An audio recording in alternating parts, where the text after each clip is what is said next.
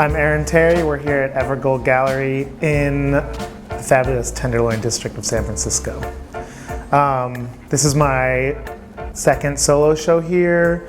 Has to do predominantly with use of an alter ego character that is definitely comes from my background. The Urban Yeti character was probably born at some point in my upbringing, growing up in upstate New York, in the Adirondacks. My family lived off the grid. My folks built our house. We didn't have any running water or electricity. And I spent my childhood pretty much climbing trees, pretending I was a wild animal with my friends out in the woods. That was all there was to do. There were no toys. I grew up with pacifist parents, so there was no G.I. Joe.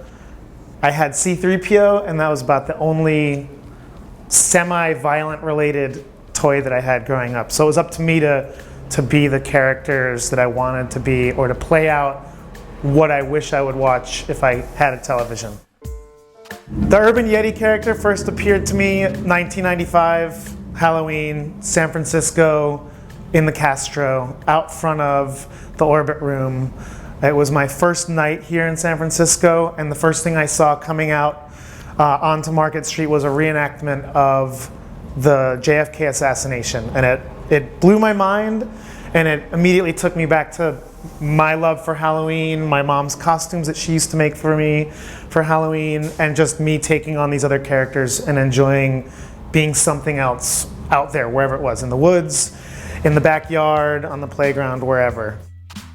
I began sewing these costumes, and I started sort of implanting them in life in and around Bernal Heights, where I lived.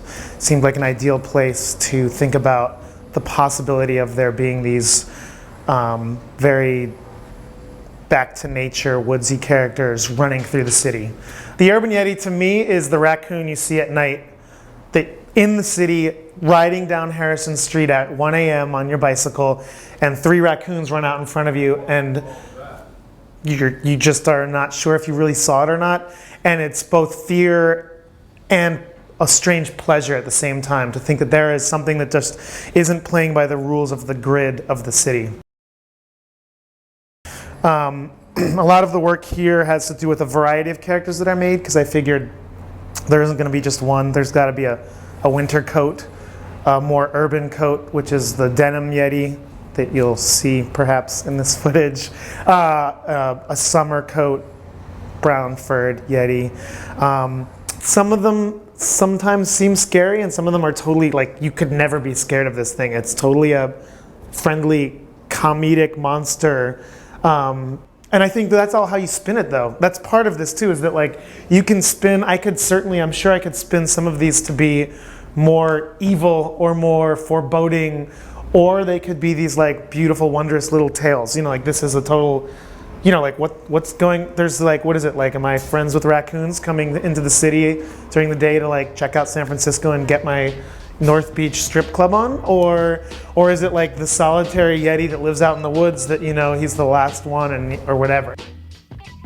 As we as a society move on, we don't have newer stories or myths. To me, the love for having this character that can be passed on has to do with being able to share a story and let it move on. Because some part of me that's in the Urban Yeti is going to get passed on to someone else from a story, whether that's where I was on location filming something with the Urban Yeti, or whether it was just that somebody saw the furry character sticking out of the back of my pickup truck and they didn't have any idea what it was that I'm doing, if I'm a hunter or something. So it's also, I find just even the talking about the Urban Yeti brings people, friends together in the social networking that we now have available to us.